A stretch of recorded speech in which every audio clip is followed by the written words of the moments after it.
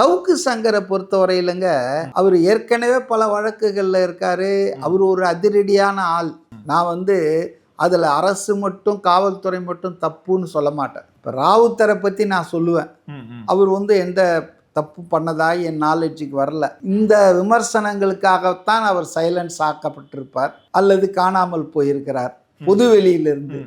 ஆனால் சவுக்கு சங்கரை பொறுத்தவரையில் அவர் திமுகவுக்கு ஃபுல்லாக ஒர்க் பண்ணவர் 2021க்கு முன்னால். அதுக்கப்புறம் அதிமுகவுக்கு ஃபுல்லாக அஃபிஷியல் ஸ்போக்ஸ்மேன் மாதிரி பண்ணிகிட்டு இருக்காரு. அது அரசியல் பேசலாம், தப்பு கிடையாது.